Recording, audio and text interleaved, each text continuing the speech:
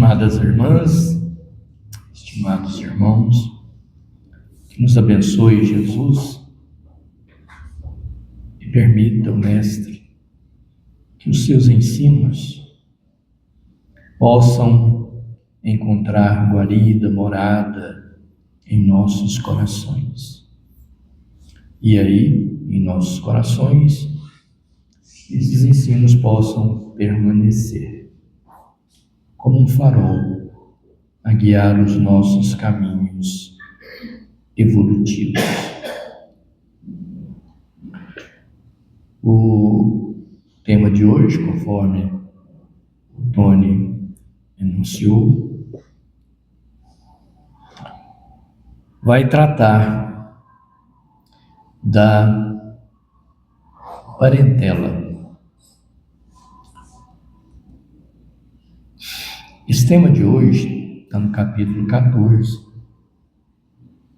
do Evangelho segundo o Espiritismo. O título desse capítulo: Honrai o vosso pai e a vossa mãe.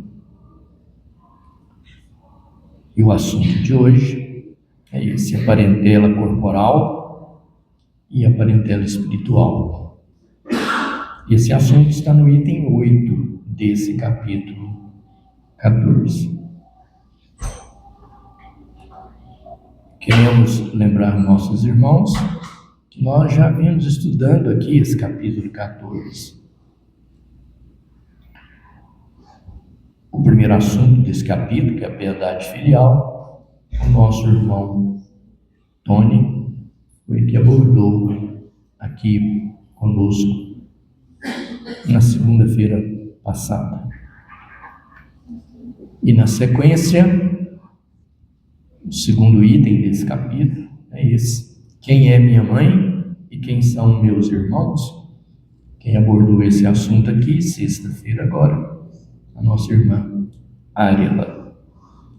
E na sequência, hoje, veremos o item 8, que trata da parentela corporal e a parentela espiritual.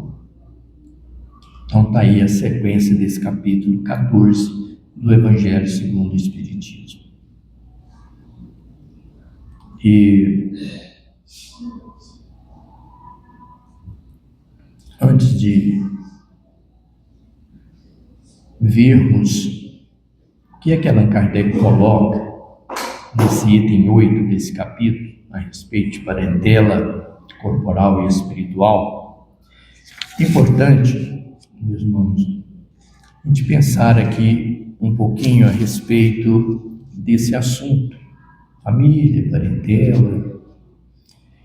E não é segredo para ninguém, né, que a convivência familiar entre a grande maioria das famílias, essa tendência não é muito harmoniosa, não é, infelizmente. Não é sempre harmoniosa. Tem muitos altos e baixos nessa convivência familiar. Frequentemente, tem-se mais espontaneidade e prazer no relacionamento com amigos, pessoas outras, do que muitas vezes com os próprios irmãos dentro das famílias. Isso também acontece com muitos, mas muitos mesmo. Se relacionam muito melhor com amigos, com pessoas de fora, do que com os de dentro de casa. Também não estamos falando aqui nada desconhecido, né? Causam perplexidades, sem dúvida nenhuma, as dificuldades de relações entre pessoas que foram criadas, né? Sim, pelos mesmos pais, foram criadas juntas e que tiveram experiências similares na mesma família. Causa uma certa perplexidade. Por quê, né? mesma família, criadas geralmente pelos mesmos pais, tiveram mais ou menos as mesmas experiências, foram corrigidos mais ou menos da mesma forma, e, no entanto, se revelam pessoas que têm comportamentos extremamente diferenciados.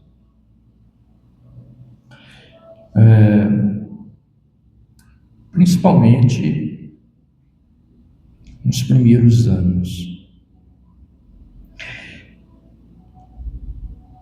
Elas aprenderam com os pais várias lições e valores semelhantes, conforme dissemos, mas apresentam grandes diferenças em seus gostos e tendências. Gostos distintos, tendência também, na maioria das vezes, bem diferenciadas. Alguns irmãos, tão logo atingem a idade adulta, deliberadamente se afastam dos demais. Também não estamos falando novidade, né? Todos nós conhecemos famílias em que, na hora que atinge a pessoa, o membro da família atinge uma idade maior, vai embora. Não consegue conviver na família. Vai embora, constitui outra família, vai viver sozinho. Acontece isso, não estamos falando novidade. Outros, mesmo permanecendo lá dentro de casa, na mesma família, estão em constante atrito.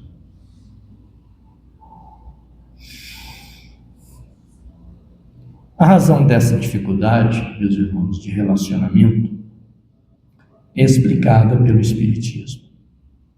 O Espiritismo explica, aliás, isso muito bem, conforme todos nós já sabemos e veremos mais hoje alguma parte disso.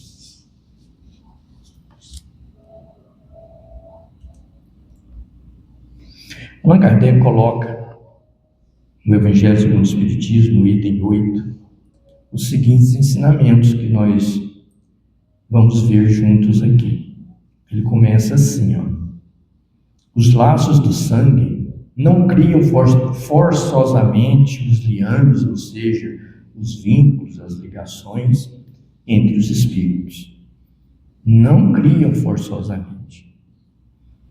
Então não é o fato de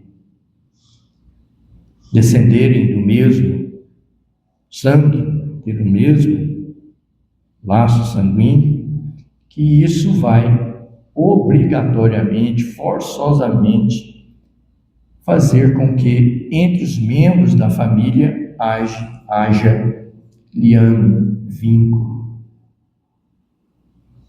Não faz.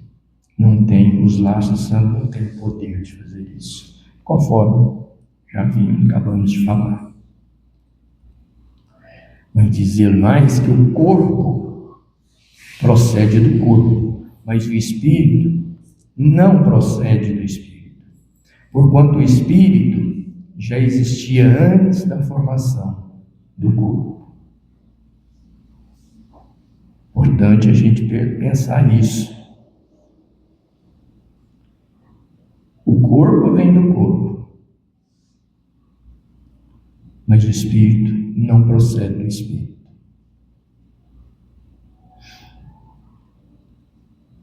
Não nasce um espírito de outro espírito.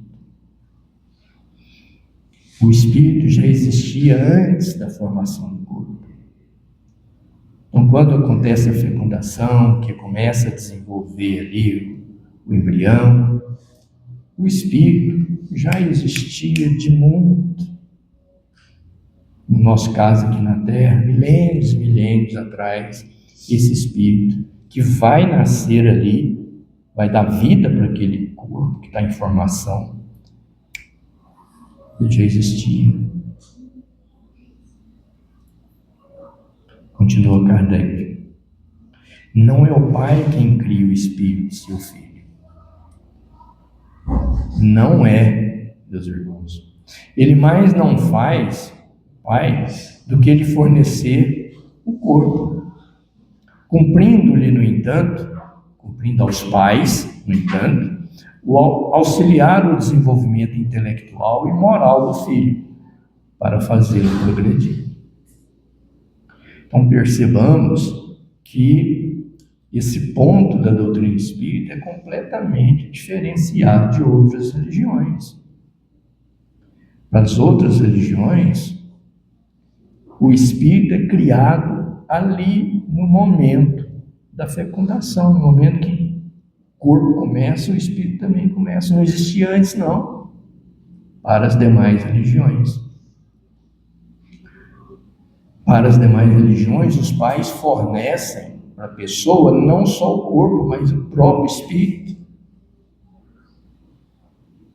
Vejam que é o contrário aqui da doutrina espírita. Os pais só fornecem para a pessoa o corpo. O espírito já existia, está vindo de outras eras. Então, de novo, para a gente não esquecer, espírito não nasce de outro espírito. Não é assim com o espírito, qual acontece com o corpo.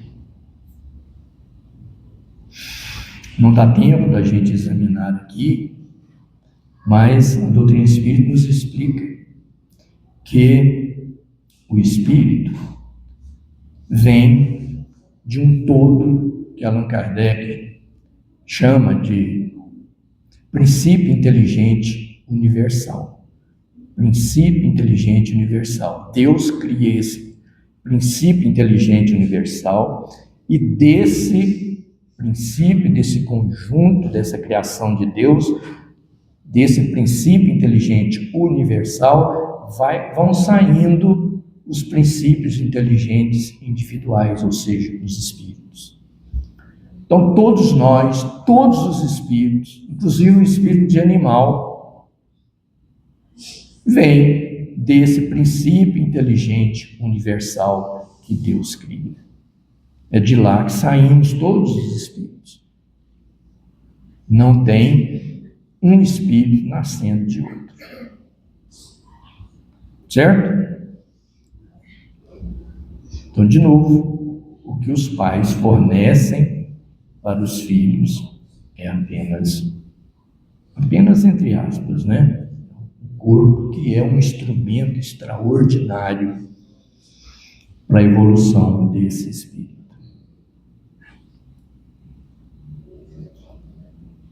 Não, apesar dos pais não criarem o espírito dos filhos, vimos aqui, cumpre aos pais o que, então?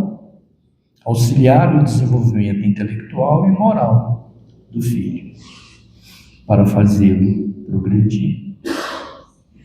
Porque Deus nos criou a todos, criou os espíritos, os princípios inteligentes, ou seja, os espíritos, para a imortalidade. Nenhum espírito morre. Uma vez criado, nunca vai morrer. Nunca. E todos, um dia se tornarão perfeitos. Todos. Jesus deu a oportunidade de dizer para nós: nenhuma ovelha do Pai se perderá. Certo? Então, todos os espíritos foram criados assim, para serem felizes, perfeitos e imortais. Corpo é veste transitória, como se fosse uma roupa que a gente usa para vir aqui na Terra. Terra é um ambiente pesado, muito material. O espírito sem o corpo não teria como agir nas coisas materiais. Ele precisa de um instrumento material para ele agir sobre a matéria, que é o corpo.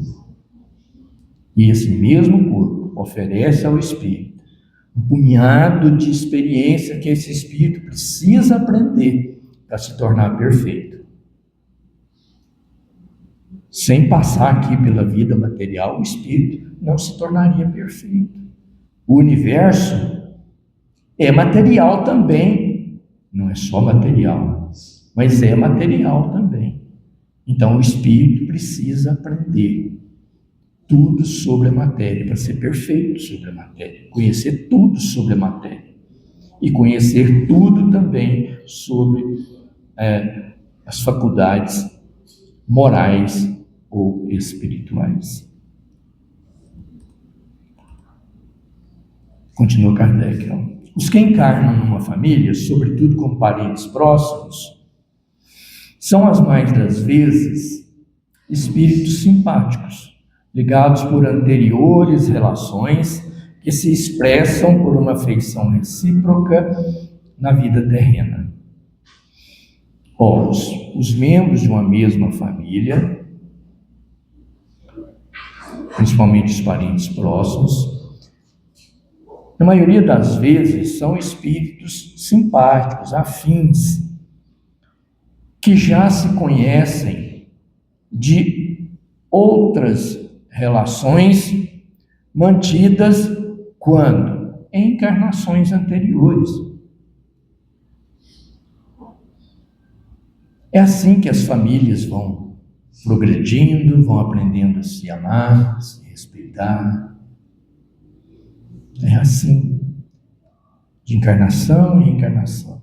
Nascem uma família, geralmente os membros dessa família já se conhecem de outras encarnações, voltam juntas para continuar aquele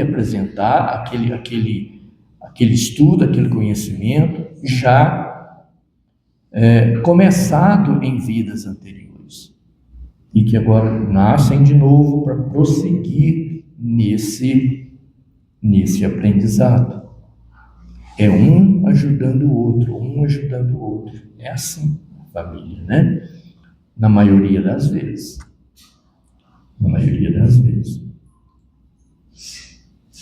E principalmente com os parentes próximos. Tranquilo? Continua Kardec. Mas também pode acontecer que sejam completamente estranhos uns aos outros, esses espíritos que nascem numa mesma família, afastados entre si por antipatias igualmente anteriores, que se traduzem na Terra por um mútuo antagonismo, que aí lhes serve de provação. Ele está dizendo, mas que também pode acontecer, e acontece muito, de os membros da família não serem afins. Ou alguns são, outros não são, conforme a gente já vem mencionando, né? E já trazem, são membros da família que já trazem de vidas anteriores antipatias entre eles. E por isso, logo que começa a desenvolver, começa a crescer, começa as picuinhas, as brigas, os desentendimentos dentro de casa. Isso demonstra que são espíritos que já estão trazendo esses desentendimentos de vidas anteriores. E nascem junto para quê? Para mudar esse estado de coisa. Não temos que nos tornar perfeitos, temos que nos tornar perfeitos. Deus nos criou para isso. Não tem saída. A gente não tem saída. Não quero ser perfeito, não. Vou ficar aqui na minha para sempre. Deus não nos deu essa liberdade. Todos nós teremos que atingir a perfeição, mais rapidamente ou mais demoradamente, usando menos encarnações ou mais encarnações. Um dia teremos que atingir a perfeição. Então, esses espíritos que muitas vezes apresentam essa animosidade entre si numa mesma família, são espíritos que estão vindo de experiências do passado, de várias outras encarnações, em que eram inimigos. E uma forma que Deus possibilita para esses espíritos se apaziguarem e evoluírem é nascer na mesma família. Porque ali, na mesma família, sabe, todo mundo junto ali, passando as mesmas dificuldades, lutando para vencer determinadas dificuldades da família toda, sabe, aquela refrega ali, aquele problema do dia a dia que envolve a família toda. Isso vai fazendo com que aos poucos esses inimigos vão mudando. E aí um começa a perceber que aquele que ele não gosta ali da família, mas aquele tem coisa boa também, não é só ruim não. E aí um vai observando o outro, vai aprendendo a gostar disso, gostar daquilo que o outro faz, que o outro sente. Isso vai fazendo com que os ódios sejam eliminados aos poucos e poucos. Então, por isso, muitos espíritos inimigos do passado nascem na mesma família para aprender a se amar.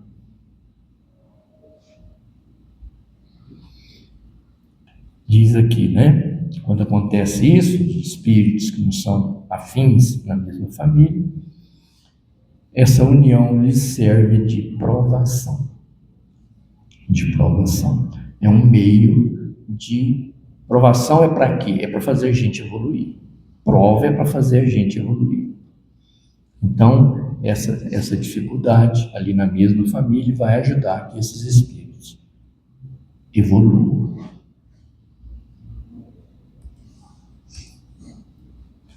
Diz Kardec, não são os da consanguinidade os verdadeiros laços de família. Não são os laços de sangue os verdadeiros laços de família, e sim os da simpatia e da comunhão de ideias, os quais esses laços ligam os espíritos antes, durante e depois de suas encarnações.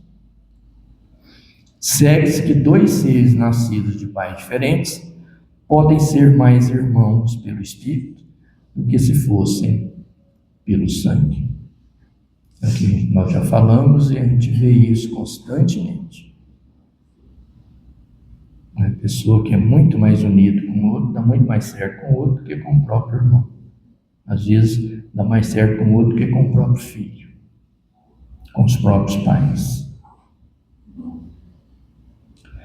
Então, o que forma os verdadeiros laços de família não é pertencer à mesma família, os laços de sangue, não é.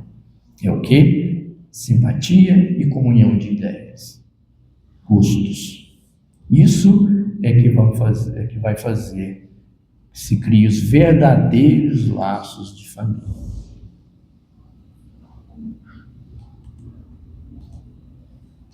Diz Kardec, podem então atrair-se, buscar-se, esses, que têm essa afinidade de valores, de sentimentos, de gostos, podem atrair-se, buscar-se, sentir prazer quando juntos, ao passo que dois irmãos consanguíneos podem repelir-se, conforme se observa todos os dias.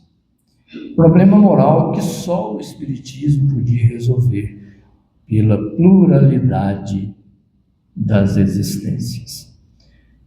Só a reencarnação, meus irmãos, é capaz de explicar isso. Por que esse antagonismo entre seres que estão na mesma família, criados do mesmo jeito, amados do mesmo jeito, e se odeiam? Por que isso? Então, só o Espiritismo, através da reencarnação, da lei da reencarnação, tem clareza suficiente para a gente compreender isso. Pois, diz Kardec, duas espécies de famílias. As famílias pelos laços espirituais e as famílias pelos laços corporais. Mas as duas convivendo ao mesmo tempo. Duráveis as primeiras, ou seja, as famílias pelos laços espirituais são duráveis, diz ele. Elas se fortalecem pela purificação, à medida que vão evoluindo, purificando, portanto, vão evoluindo, se fortalecem pela purificação e se perpetuam no mundo dos espíritos, através das várias migrações da alma. Então, essas famílias pelos laços espirituais, meus irmãos, vão estar sempre unidas, estejam encarnadas ou estejam no plano espiritual desencarnadas. No plano espiritual, formam famílias também, grupos homogêneos, afins, e de sempre em sempre, uma parte daquele grupo vem, forma uma família aqui,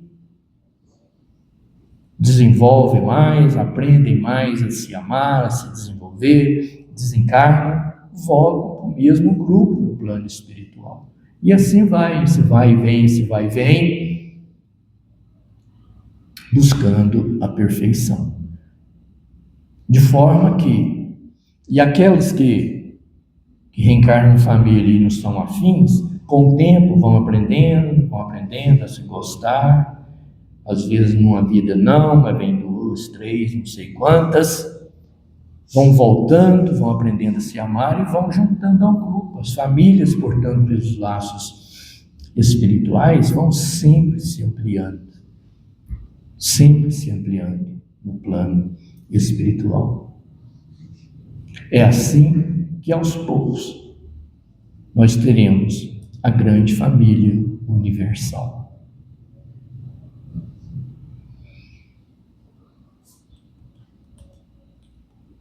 Diz Kardec, as segundas, ou seja, as famílias pelos laços corporais, são frágeis como a matéria.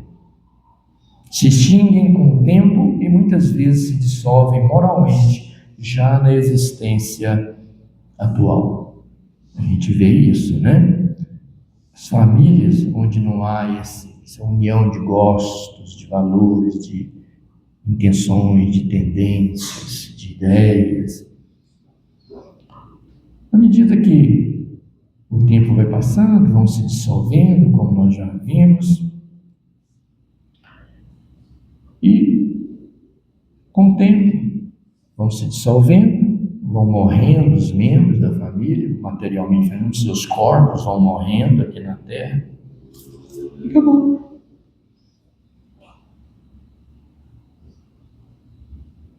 Muitas famílias, né? Ninguém nem sabe que quem constituiu a família de um certo tempo atrás, muitos de nós a gente nem lembra. Tinha afinidade nenhuma, conhecimento nenhum com os membros da família. Acaba com o tempo. As outras, família pelo laço espiritual, aumenta com o tempo. Se fortalece e aumenta com o tempo.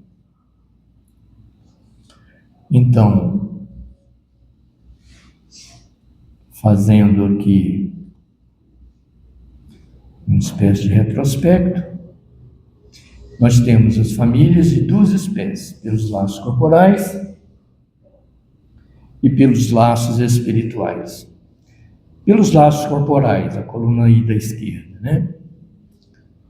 São laços formados por laços de sangue, são frágeis esses laços, como a matéria é frágil, e se extinguem no tempo. Do outro lado, pelos laços espirituais, se formam por simpatia e comunhão das ideias, fortalecidos pela purificação, pela evolução, e se perpetuam, não acabam, vão se ampliando cada vez mais as famílias pelos laços espirituais. Possibilidades do lado esquerdo das famílias pelos laços corporais. haver espíritos estranhos uns aos outros, simpatias anteriores, espíritos inimigos de reencarnação anterior, antipatias anteriores. Do outro lado, adoração. Essas famílias de laços espirituais, elas se formam antes da atual reencarnação, se formam durante a atual reencarnação. A gente pode aprender a amar na atual reencarnação alguém que a gente ainda não amava. Aliás, nós estamos encarnados para isso, para aprender a amar as pessoas. Então precisamos estar atento a isso. Eu estou aprendendo a amar as pessoas, aos poucos e transformando as pessoas em membros da minha família espiritual, ainda que a gente não more, não esteja na mesma família corporal. Estou conseguindo isso? A gente nasce para isso. E depois de suas encarnações, esses laços, permanecem. E Allan Kardec então diz, essa frase final: não são os da consanguinidade os verdadeiros laços de família, e sim os da simpatia e da comunhão de ideias.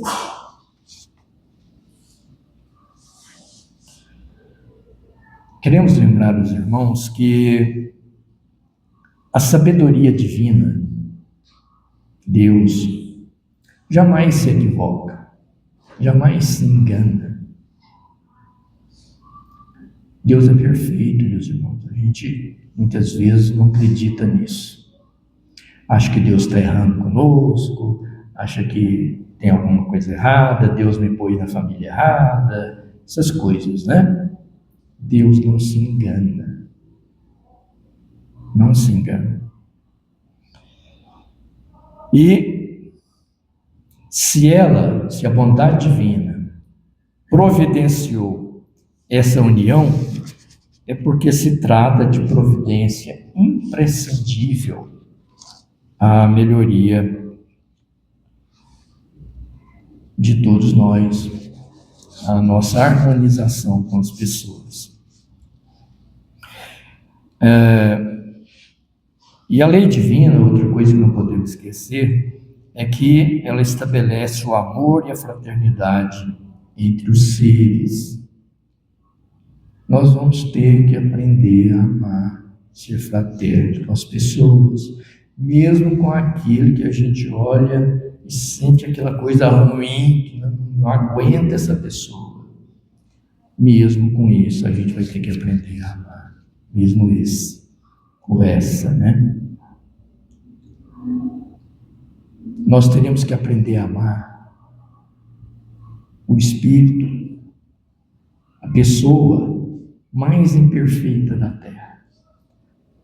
Sabe, aquela que mata, que estupra, que apronta com todo mundo? Pois essa pessoa também é filha de Deus. E teremos que aprender a amar. E só amando pessoas assim é que essas pessoas vão mudar. Porque o ódio não muda ninguém, só complica. Só o amor é capaz de mudar. Então, a pessoa mais imperfeita da Terra, a gente tem que aprender a amar. A pessoa mais imperfeita da nossa família, aquela pessoa que a gente gostaria que sumisse da vida da gente, vamos ter que aprender a amar. Se não for nessa, vai ser em outra encarnação.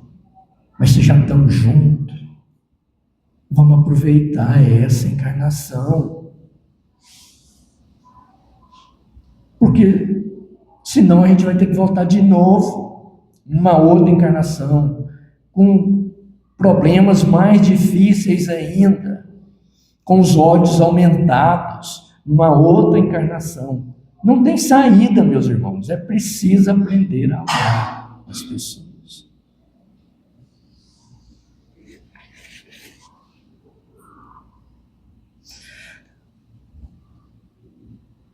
Quando alguns espíritos não aprendem suas lições com facilidade, a vida providencia os meios necessários para que o aprendizado ocorra. É o que já dissemos. Se a gente vem, odeia, bagunça, larga para lá, vem outra encarnação, continua odiando, larga para lá, vai chegar um dia, meus irmãos, não tem saída, vai chegar um dia que isso vai ter que mudar. Se não for pelo bem, vai ser pelo sofrimento. Então vamos evitar mais sofrimento, aprendamos a amar as pessoas com os defeitos que elas têm. Porque afinal de contas nós também temos defeitos. Afinal de contas, está assim de gente que olha para a gente e fala, não aguenta esse cara.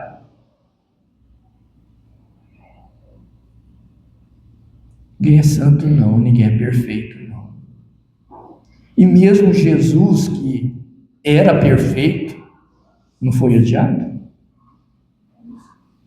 Foi odiado, assassinado. Então todos nós temos aquelas pessoas que não gostam da gente, olham para a gente e sentem um asco, um ódio, uma coisa estranha. É preciso aprendermos então a conviver, meus irmãos.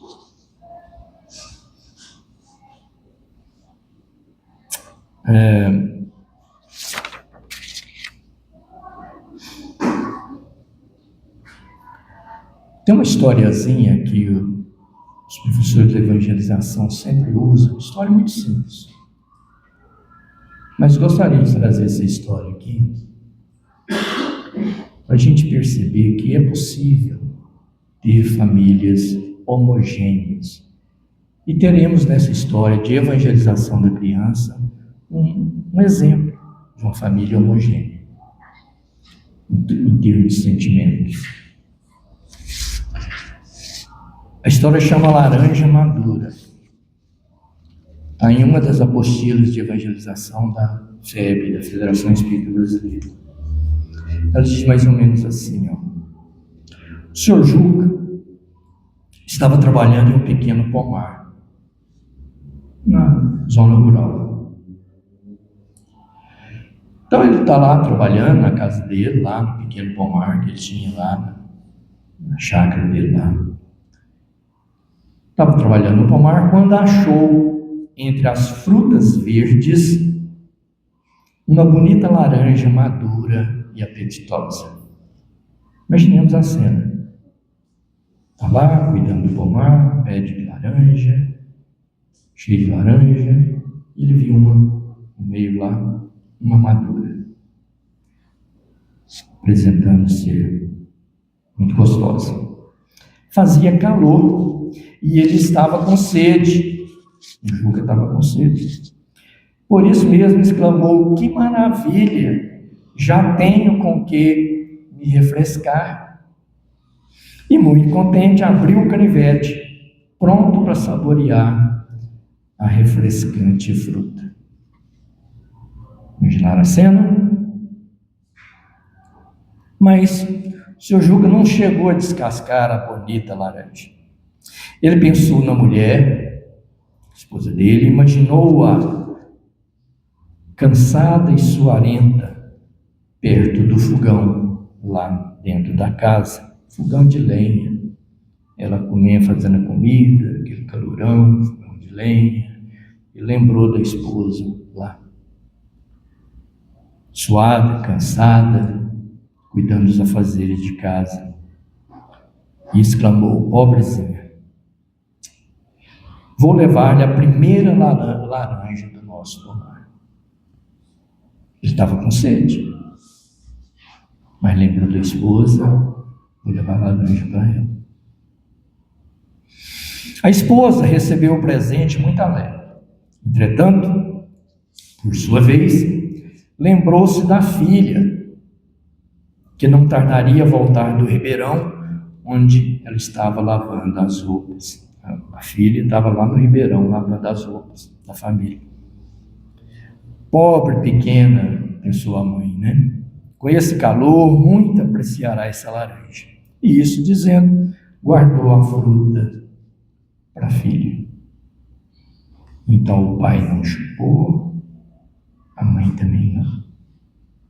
Quando a menina chegou, ficou muito contente ao receber a laranja. Mas quando a recebeu, o que ela fez? Pensou no irmão, que não demoraria a estar de volta da vila onde fora vender hortaliças, e falou decidido: Juquinha, que é o irmão, voltará cansado e com sede. Com que prazer ele chupará esses gomos.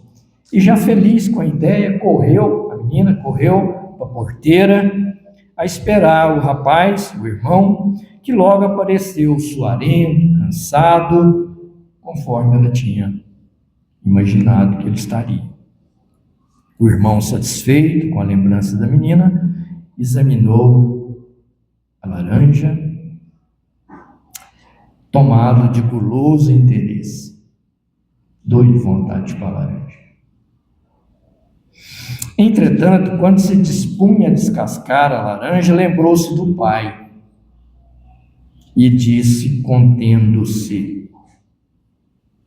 é o nosso bom pai que deve saborear essa laranja. É ele quem trabalha sem descansar no pomar, e foi ele quem plantou a árvore, a laranjeira, que deu essa bela fruta. E assim, sem vacilar, foi ao encontro do pai, que estava lá no pomar. Pai que, comovido, agradeceu o carinho da lembrança, sem tecer, no entanto, maiores comentários. O pai recebeu a laranja, agradeceu e não falou mais nada. Naquela mesma tarde, porém, depois de jantar, na roça geralmente janta-se à tarde, não é à noite não, né? Igual a gente faz aqui meia-noite, jantando, não é assim não, né? Então, naquela mesma tarde, depois de jantar, ainda reunidos em torno da mesa, o senhor Juca agradeceu a Deus a felicidade que reinava em seu lar. Depois, ante a surpresa da família, colocou num prato a bonita, madura e apetitosa laranja. E todos puderam deliciar-se com os gomos da refrescante fruta que encontraram no pomar. Perceberam que é uma família harmoniosa? É um pensando no outro, mais no outro do que em si.